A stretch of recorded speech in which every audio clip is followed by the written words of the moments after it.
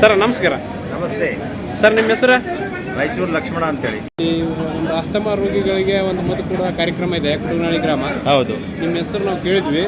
ಇಲ್ಲಿ ಲಕ್ಷಾಂತರ ಭಕ್ತರಿಗೆ ಮತ್ತು ರೋಗಿಗಳಿಗೆ ಒಂದು ಊಟದ ವ್ಯವಸ್ಥೆಯನ್ನು ಮಾಡ್ತಾ ಇದ್ರಿ ಅಂತೆ ವರ್ಷ. ಹೌದು.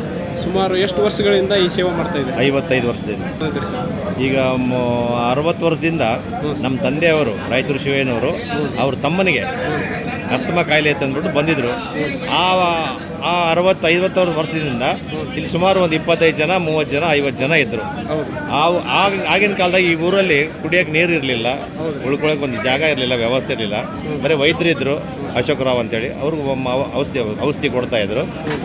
ಸೊ ಅಲ್ಲಿ ಬಂದ ಜನ ಅಂದ್ರೆ ಏನು ಭಾಳ ಇಲ್ಲ, ಅನಾನುಕೂಲ ಇದೆ, ಸ್ವಲ್ಪ ಊಟದ ವ್ಯವಸ್ಥೆ ಇಲ್ಲ, ಭಾಳ ತೊಂದರೆ ಆಗುತ್ತೆ ಅಂತಂದರೆ ನಮ್ಮ ತಂದೆಯವರು ಮುಂದಿನ ವರ್ಷದಿಂದ ನಾನು ಮಾಡ್ತೀನಿ ಅಂತೇಳಿ ಆವಾಗಲಿಂದ ಮಾಡ್ಕೊಂಡ್ಬಂದಿದ್ದು 60 ವರ್ಷ ಆಯಿತು.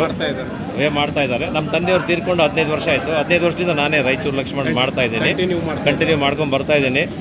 ಕುಡುಗನಹಳ್ಳಿ ಗ್ರಾಮದ ಜನರ ಸಹಕಾರ ಇಲ್ಲದೆ ನಾವು ಏನೂ ಮಾಡೋಕ್ಕೆ ಸಾಧ್ಯ ಇಲ್ಲ.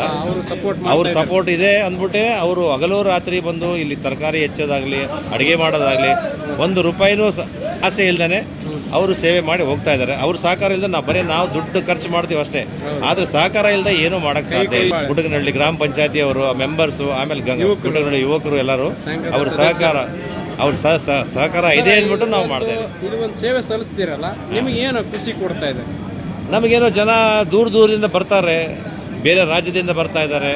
ಅವರು ಬಂದು ನಮಗೆ ಆರಾಮಾಗಿದೆ, ಕಾಯಿಲೆ ಹುಷಾರಾಗಿದ್ದೀವಿ, ಆರಾಮಾಗಿದೆ ಅಂದ ತಕ್ಷಣ ಅವ್ರ ಸಂತೋಷದ ಮುಂದೆ ನಾವು ಖರ್ಚು ಮಾಡೋ ದುಡ್ಡು ಏನು ದೊಡ್ಡದಲ್ಲ. ಅವ್ರ ಸಂತೋಷನೇ ನಮಗೂ ಸಂತೋಷ. ಇದು ಒಂದು ಐತಿಹಾಸಿಕ ಸ್ಥಳ ಆಗದೇ ಇದ್ರೂ ಕೂಡ ಇದು ಒಂದು ಲಕ್ಷಾಂತರ ಭಕ್ತ ರೋಗಿಗಳಿಗೆ ಒಂದು ಸಣ್ಣ ಒಂದು ಗ್ರಾಮ, ಒಂದು ಇತಿಹಾಸ ಪುಟದಾಗ ಕುಂದಿರಲಿ ಅನ್ನೋದು ನಮ್ಮದು ಉದ್ದೇಶದಿಂದ. ನಿನ್ನೆ ಕುಡುಗನಹಳ್ಳಿ ಗ್ರಾಮದವ್ರು ಏನಂದ್ರು, ಕೊಪ್ಪಳದಲ್ಲಿ ಗೌಸಿದಪ್ಪನ ಜಾತ್ರೆ ಆದರೆ ನಮ್ದು ಇಲ್ಲಿ ಅಸ್ತಮಾ ಜಾತ್ರೆ ಅಂತ ಆಗತ್ತೆ ಅಂದ್ಬಿಟ್ಟು ನಿನ್ನೆ ಹೇಳಿದಾರೆ. ನನಗೂ ಭಾಳ ಸಂತೋಷ ಆಯಿತು. ನೀವು ನಾವು ಮಾಡೋ ಸೇವೆಗೆ ಜಾತ್ರೆಗೆ ಹೋಲಿಸಿದ್ರಲ್ಲ, ನಾವೇ ಧನ್ಯರು, ನಾವೇ ಪುಣ್ಯಾತ್ಮರು ಅಂತಂದ್ರೆ ರಾಯಚೂರು ಶಿವಯ್ಯನವರು ಮಾಡಿದ್ದು ಪುಣ್ಯ ಕೆಲಸ ನಾವು ಹೊಂದ್ಕೊಂಡು ಹೋಗ್ತಾ ಇದ್ವಿ. ಆ ಆತ್ಮ ನೋಡಿ ಖುಷಿ ಪಡ್ತಾ ಇರುತ್ತೆ ಮೇಲ್ಗಡೆಯಿಂದ, ನನ್ನ ಮಗ ಮಾಡ್ಕೊಂಡು ಹೋಗ್ತಾ ಇದ್ದಾನೆ, ಅದೇ ನನಗೆ ಸಂತೋಷ. Okay sir, thank you. ನಮಸ್ಕಾರ.